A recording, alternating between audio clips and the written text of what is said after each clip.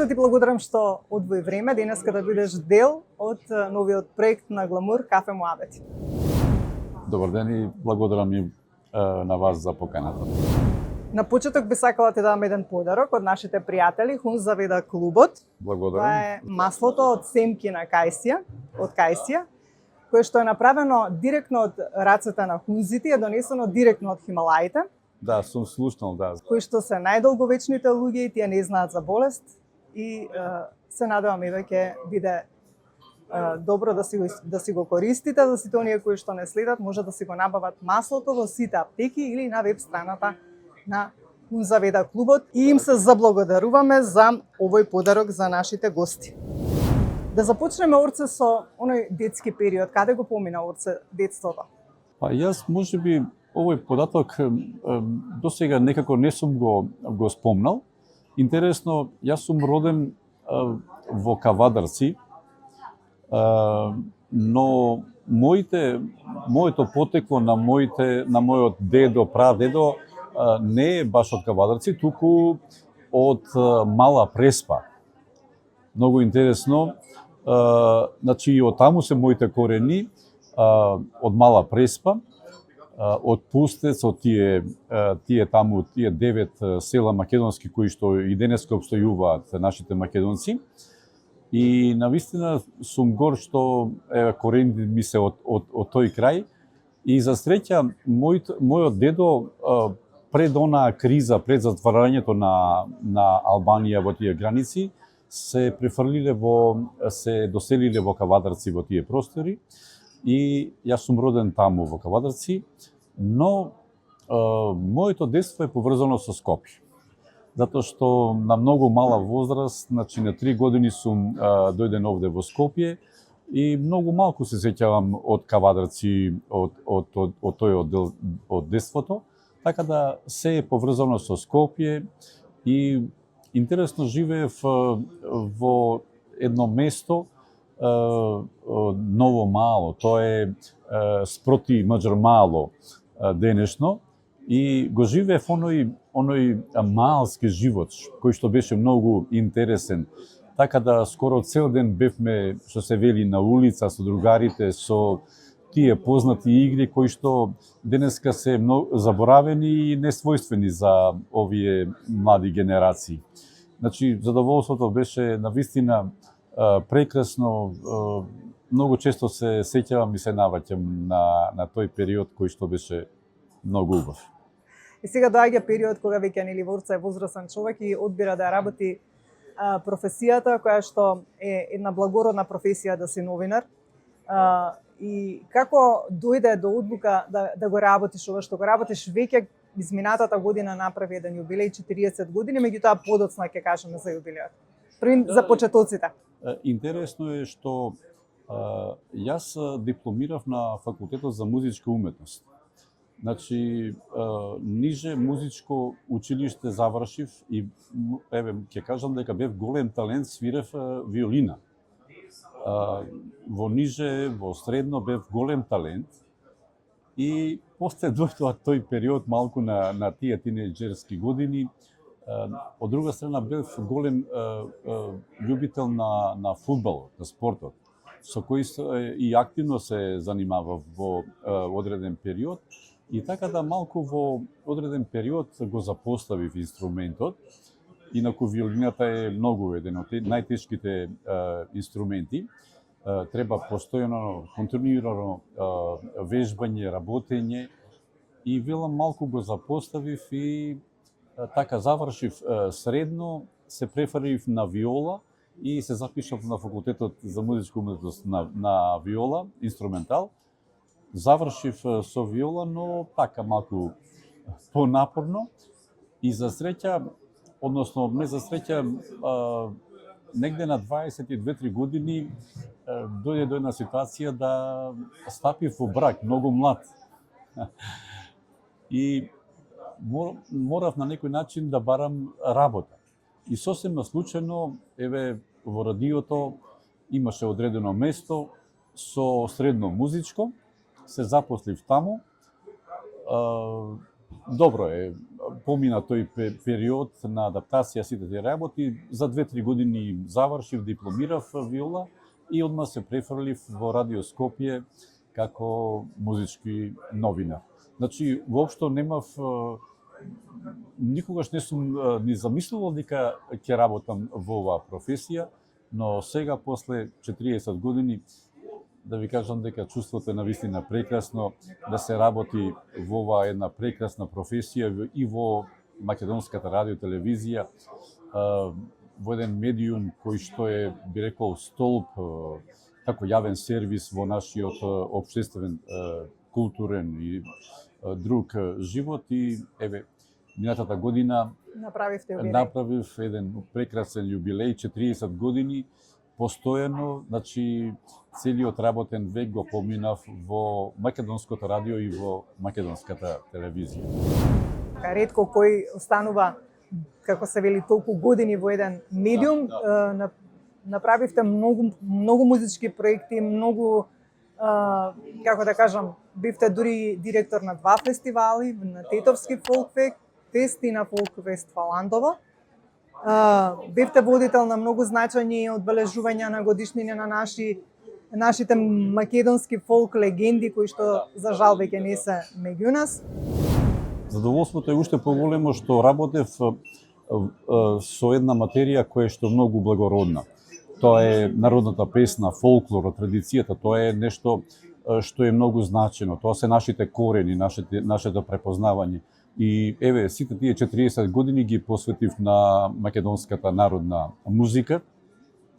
Уште од самите почетоци стекнав голем број на пријатели, соработници и учев од голем број доаени на македонската народна музика. Во тој период во радиото, во телевизијата имаше прекрасни колеги кои што, еве, некои денес се живи, некои за жал веќе и замина, кои што оставија значаен белег, а со сите тие, нели, соработував, огромни проекти, концерти, емисии, радио, проекти, фестивали, така да зад мене е навистина еден многу плоден период и навистина сум среќен што барем нешто оставив зад мене. И тоа како сте оставиле зад вас. Сега, додека говориме, вака ми падна на ум едно прашање, кога повторно би се вратил Орца да одлучува што ќе биде. Дали би се посветил на виолата во музиката, ете, бидејќи, нели, како што кажавте, на факултетот за виола, или пак повторно овој пат би го изодел? Понекогаш ми е малку криво што, ете, не продолжив во тој период, затоа што додека студирав, јас бев стипендист на Македонската филхармонија и одев на некои концерти, така, и после вака во одреден период кој ќе се навратам, ми е криво што, ете, така, малце инструментот го запоставив, но од друга страна новинарството е многу поинтересно, покреативно и навистина не ми е жал и што велите повторно кога би одбирал, навистина би одбрал оваа професија. Да, реков, со мене ги затекнав огромен број на македонски легенди. Еве, би спомнал некој од, еве, во телевизијата во тој период беше Јонче Христовски. Во радиото го затекнав еден Кочо Петровски, Слободан Николовски Боде, Ванчо Димитров, Димитар Чемков. После од музичката продукција тука беа Мате Грујовски, од оркестрите Пеце Атанасовски, Благоја Десковски и многу други врвни инструменталисти, па потоа продуценти како што беа Миодрог Божиновски, Љупчо Трајковски, Фис. Да не заборавам, сигурно ќе заборавам некого, многу. А од друга страна, еве, како што спомнате пред малку, бев водител на, тоа никогаш не го заборавам, на доаените на македонската песна, на Александар Сариевски, на Васка Илиева. Соработував со Петранка Костадинова, со Пепи Бавтировски, со сите легенди на македонската песна, безброј емисии, безброј проекти. Еве, спомнавте, бев уметнички директор најнапред на Тетовскиот фолкфест, Тоа беше еден период од 6-7 години, а потоа повеќе од 10 години бев и уметнички директор на најпознатиот, најреномираниот фестивал Фолкфест Валандово. Кога сме веќе кај фолк фестивалите, кажавме дека сте биле директори на Тетовскиот и на Фолкфест Валандово. Меѓутоа, некако ми се чини како да или јас се лажам, еве, вие ќе кажете ваше мислење. Порано некако секоја песна од фестивалот стануваше хит. Сега некако тоа не е случај. Зошто е тоа така? Често зборуваме на ова тема и се навраќаме на фестивалите. Многу интересна тема. Знаете што е можеби една од причините? Порано имаше помалку фестивали. Значи, знаеме дека прв фестивал беше Фолкфест Валандово, после дојде фестивалот Цветници, па по неколку години Охрид фест, Охридски трубадури, и потоа се појави Тетовски филиграни, односно Тетовски Фолкфест, на кој што бев јас 6-7 години уметнички директор. И мора да ви кажам дека тоа беше еден многу плоден период на новата македонска песна. Една од важните компоненти беше тоа што секој фестивал имаше свој стил. Се знаеше, Цветници беше фестивал со уметнички песни, со издржани, со фестивал во живо, голем фестивалски оркестар. Валандово беше основоположник на новата македонска песна, си направи еден свој, зацрста еден свој стил. Охрид, фест Охридски трубадури беше на почетокот наменет кон трубадурската песна. Тетовскиот фестивал беше кон свадбарската песна, кон чалгаджиската песна. И знаете што, порано многу внимание авторите посветуваа на секоја песна. Дури работеа скоро цела година за одредена песна, за одреден фестивал. Значи, оваа песна ми е за Валандово, оваа песна ми е за Цветници.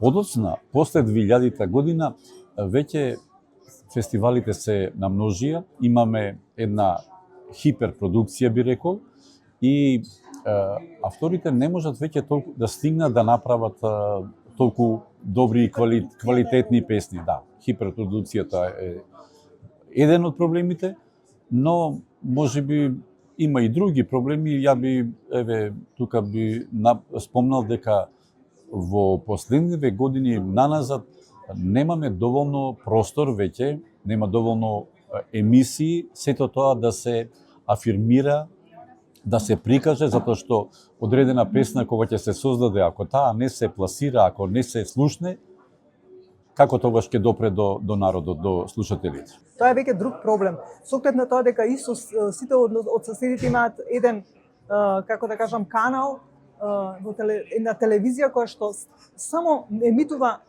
музика од нивното поднебје. Кај нас фали таква. Тоа недостасува, тоа недостасува, да. Еве, колку време сте во ова, како да кажам, во фолк музиката? Имало ли некогаш некоја иницијатива воопшто да се отвори таква телевизија? Дали сте запознаати? Јас и лично сум неколку пати вака сум соработувал, односно сум дал овој предлог затоа што ни фали една музичка телевизија, продукција музичка, каде што ќе се емитува само забавна и народна музика, која што многу ќе значи околу афирмацијата на тие нови авторски песни, но знаете, секогаш финансиите се главниот проблем. Со многу луѓе сме разговарале, ајде направете ми план колку што тоа би коштало, како би ќе сме се договориле, сме дојделе до некој стадиум, но никогаш не се прифатиле, некогаш не прифатиле таква можност, а тоа многу недостасува. Мислам, тоа е можеби главниот проблем кај нас. Сведоци сме во соседството дека преку такви продукции, преку такви емисии, колку станува популарна таа песна и таа музика, да. Нешто што го осознаваме во секојдневието, а е многу значајно, некако ми се чини дека нашите големи компании, брендови што се многу малку сакаат да бидат покровители или да ја поддржат македонската музика. Зошто е тоа така? Никако како да дури некои од нив дури не знаат дека постојат некои наши врвни музички имиња од фолк естрадата, кога им кажеш дури не ги ни знаат кои се. За жал така е. Еве, јас сум бил и на Титовскиот фестивал, и на Валандово. Валандово порано немаше, да речеме, одредена подршка, да речеме, од Министерството. Сето тоа се сведуваше на подршка од одредени компании, од спонзори, покровители, но секогаш тоа било некоја лична релација или за одредени концерти на солистички концерти на одредени пејачи, кои што успевале преку различни линии да дојдат до таква некоја поддршка, но генерално факт е дека тие компании немаат некаков слух за поддршка воопшто на културата, на музиката кај нас во Македонија. Не знам за жал која е причината што нема таква поддршка од тие компании. Се чини дека треба да се сменат нештата, бидејќи нели ако не си ја негуваме нашата македонска култура и традиција, не може некој друг да ни ја негува. Јас повторно ќе се навратам на тој период, на тоа златно време на новата македонска песна. Тогаш нели започна Валандовскиот фестивал, па Цветници, од тие фестивали произлегува песни кои што и ден денеска се слушаат, се големи хитови за жал. Не да нема убави песни во овој период, но ова што предмногу го зборуваме, што нема каде тие да се слушнат, каде да се пласираат тие песни, тоа е главниот проблем што немаме повторно така големи хитови. Јас се сеќавам на почетокот на мојата кариера, веднаш кога се запосли во радиото, добив задача и добив една емисија радио, неделен фолк хит се викаше. Сигурно повозрастните се сеќаваат на таа, и од таа емисија после излезе фолк хит на годината. Една прекрасна манифестација. Значи правевме радио емисии, потоа месечни концерти, па правевме годишни концерти, полуфинале, финале. Во универзалната сала имавме 2-3 концерти во живо. Значи, тоа беше избор на најдобрите песни во универзална сала, а претходно секој месец одевме низ разни градови, месечен избор низ разни градови низ Македонија. Значи, тоа ќе остане за секогаш кај мене како едно прекрасно чувство дека тоа беше период на убавата македонска песна. Салите беа претесни за да ги примат сите љубители на убавата македонска песна. Мислам дека тука и голем минус е тоа што се укина македонската музичка продукција, македонската радио и телевизија, од каде што навистина, како што и вие кажавте, излегоа многу хитови, работеа врвни имиња кои што беа вклучени во процесот, имаше народен оркестар и тоа е сега укинат. Може би и тука има мала грешка, без разлика што сте вие се уште дел од таа куќа. Еве, како еден податок информација, музичката продукција згасна негде 2003 година. Значи, тоа беше многу важен сегмент, затоа што тука беа сконцентрирани сите најпознати професионалци, музичари, продуценти, така да не можеше да помине било што на програмите на македонската радио и телевизија. Се знае кој можеше да снима песна, кој можеше да влезе во студио, кој можеше да излезе на радио и телевизиска емисија. Значи, имаше одреден критериум за сето тоа и од сите тие работи произлегува и сите овие песни кои што и ден денеска ги слушаме. За жал, после 2000 година некако тоа веќе се изгуби и дојдовме до оваа ситуација сега. Дали можеби премногу изведувачи имаме тоа што велите, треба да има можеби некоја селекција кој се треба да биде како артист? Добро е да има голем број, да има конкуренција. Но Да, меѓутоа треба и селекција. Треба да има и филтер, треба да има селекција. Така, како што во МТВ порано како што имаше. А сега сведоци сме дека има многу приватни студија, секој може да снима, да сето тоа. Многу лесно може и во одредени медиуми сето тоа да се пласира, да излезе и на тој начин се промовира одреден неквалитет или нешто ние што велиме шунд. Интересно ми е секогаш кога го поставам ова прашање, немаме ние министер нели за фолк естрада или воопшто за естрада. Кога би биле вие министер, што би направиле вака? Нешто клучно што би требало да биде за нашите изведувачи, без разлика дали се од поп или фолк сцената? Па сите овие работи за кои што зборував мора да бидат ставени во едни законски рамки, што се вели.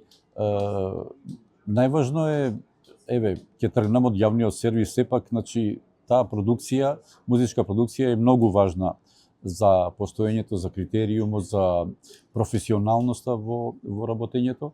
Сведоци сме во опкружувањето околу нас. Значи, сите овие јавни сервиси имаат по 2-3 оркестри, дали народни, дали забавни. Ние тоа веќе го немаме. Значи, незамисливо е една држава, еден јавен сервис како што е Македонската радио и телевизија, да немаме оркестри. А бевме познати по оние оркестри кои што беа многу оригинални, како чалгиите, оркестрот од народни инструменти, народниот оркестар, па забавниот оркестар, биг бендот, да не зборувам. Тука беа сконцентрирани джез оркестарот. Значи, тогаш која е улогата на академиите? Создаваме луѓе, инструменталисти, професионалци,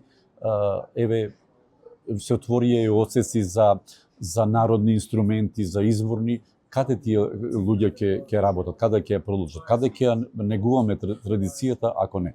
Значи, кога би бил во таква една улога, кога би можел да се слушне мојот глас, сите овие рамки, како што реков, сите овие работи ќе ги ставам во едни законски рамки, се со цел да ја зачуваме нашата фолклорна традиција, која што е навистина и многу богата и многу квалитетна. Ајде сега малце, Орца, да го видиме и од страната на приватниот живот. Имавте една турбулентна, еден турбулентен период, но го надминавте. Сега велите дека сум најсреќен со семејството. Што го прави Орце среќен во приватниот живот? Како ги поменувате деновите? Да, јас да ви кажам, некако веќе не сакам воопшто ни да зборувам, ни да се навраќам на тој период. Тоа беше навистина нешто што не би сакал никому да се случи. Но за среќа повторно сум во кругот на семејството, на своите најблиски и една порака да кажам дека нема ништо поубаво по светот отколку кругот на семејството, своите најблиски, своите деца, своите внуци. Така да, можеби, ова е мојот најубав период од животот, затоа што постојано сум со моите внуци, кои што се навистина прекрасни. Имам 4 внуци од 2 сина и можеби секој ден ми е исполнет со нив, со нивната детска игра, со нивната убавина и ќе кажам нема ништо убаво од тоа. Да. Обично велат внуците повеќе се сакаат од сопствените деца, точно ли е тоа? Така е, да, јас можам да го потврдам тоа. Во оној период кога создававме ние деца, како да немавме време доволно да се посветиме на своите деца, затоа што сепак млади, имавме амбиции на работа, имавме другари, друштво од кои не сакавме да се откажиме. Јас тој период, како што спомнав, бев голем љубител на фудбалот, играв и активно фудбал. и на работа, и други некои работи, и немаше доволно време да се посветиме на своите деца. И сега кога ќе се навратам на тој период со своите внуци, можам целосно да им се посветам. Колку пати моите деца ќе ми речат дали можеш, не, велам со задоволство.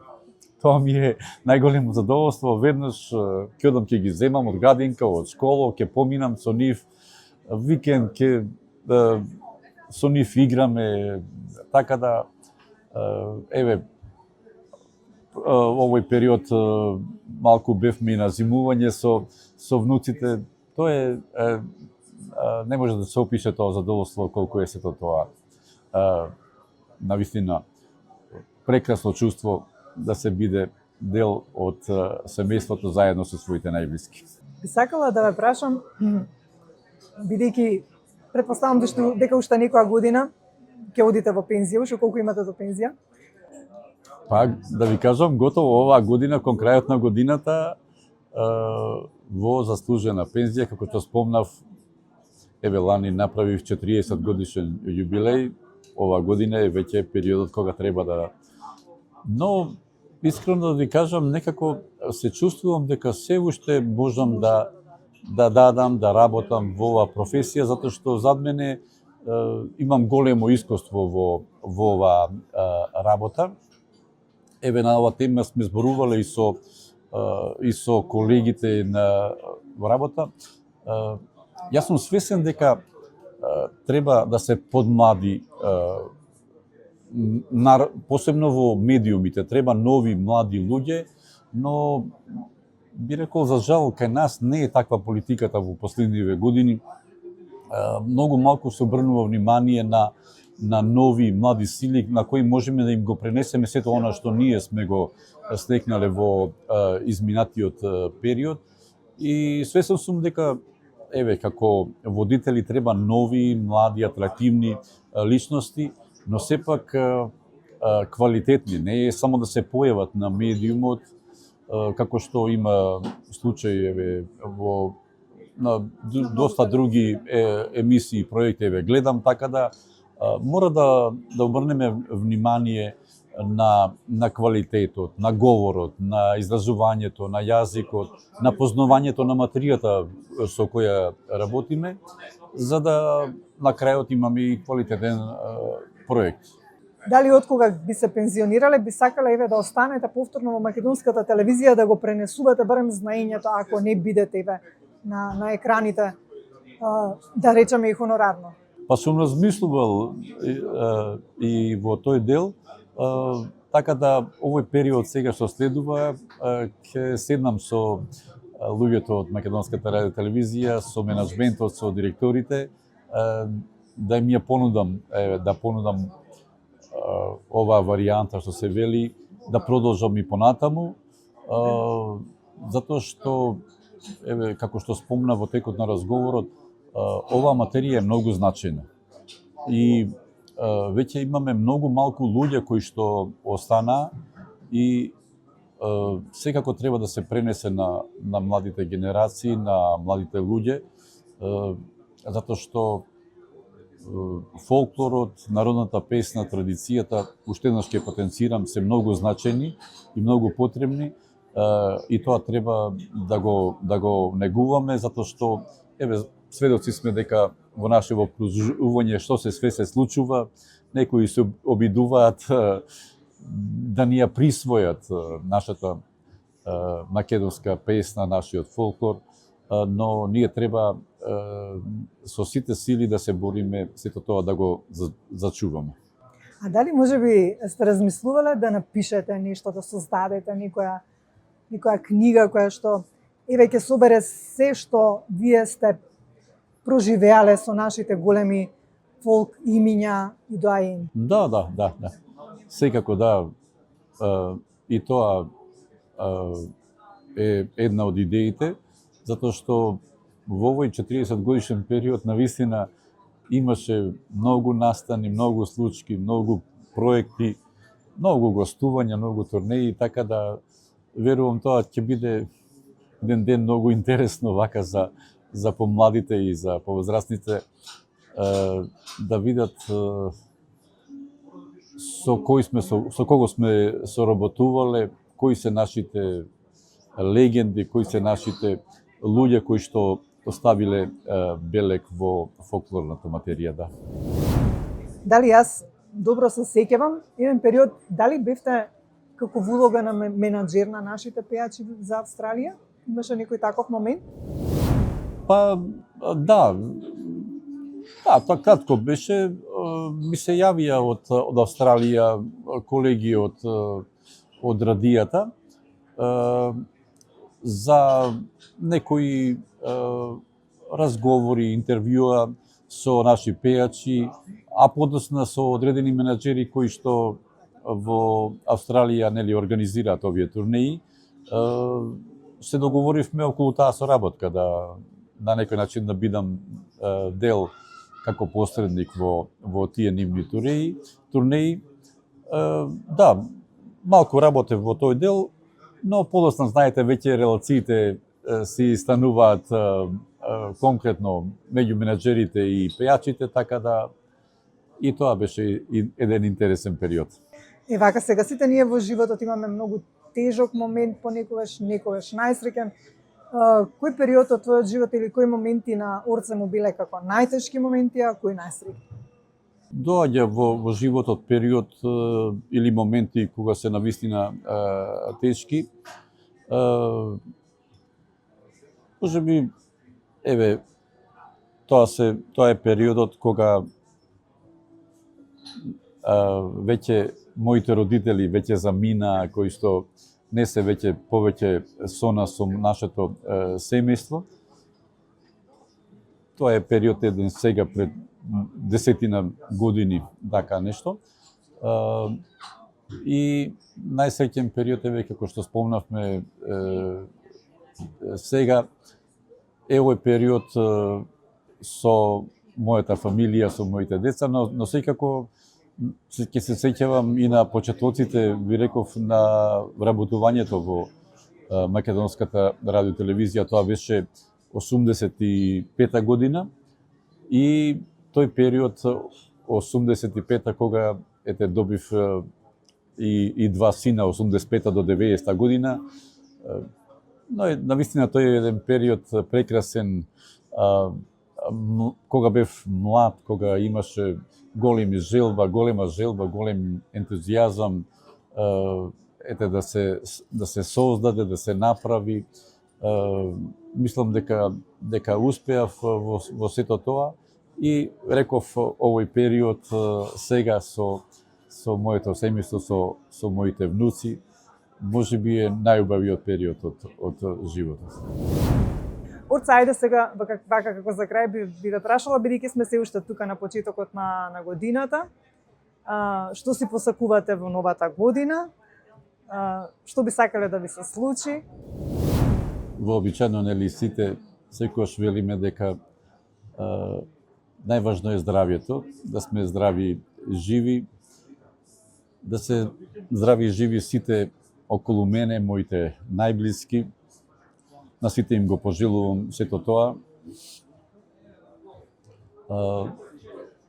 Сакаме, зборувавме пред се за одредени проблеми во музиката, во фолклорот, да дојдат подобри времиња за македонската народна песна, за новосоздадената песна, да има подобри услови за работа на пејачите, на сите музичари, да се регулираат многу нешта, затоа што некако кај нас се е така некако стихино се случува. Да се средат ситуациите и желба ми е оваа наша убава Македонија конечно малку да тргне малку напред, затоа што имаме една прекрасна држава и од срце сакам сето тоа да се среди внатре, да имаме еден поубав живот. Јас често размислувам, знаете, моите деца останаа тука во Македонија и Знаете колку е тоа едно прекрасно чувство и задоволство кога покрај себе ги имате своите деца, своите внуци. Со многу колеги, со многу пријатели, со роднини зборуваме дека секој треба да се го бара својот пат, да оди надвор, но надвор никогаш нема да бидете тоа што сте овде во Македонија. Знам дека сите сакаме подобар живот, подобри услови, но кога покрај вас ќе бидат децата, внуците, кога ги гледате како растат, кога учествувате и во нивните убави, некогаш и понеубави работи, тоа е вистинско задоволство. И затоа сакаме целата ситуација во нашава држава да се среди и конечно да имаме еден поубав и посреќен живот. Орце, јас тука ќе ти се заблагодарам и се надевам дека имавме убав разговор и дека уживавте во ова интервју за Кафе Муабети за гламур, па во некоја следна прилика зошто да не се видиме повторно да помуабетиме за нешто друго. Ви благодарам и вам за приликата, за ова убаво интервју, за овој разговор и како што рековте, да сме живи и здрави и ќе се видиме и повторно во друга прилика.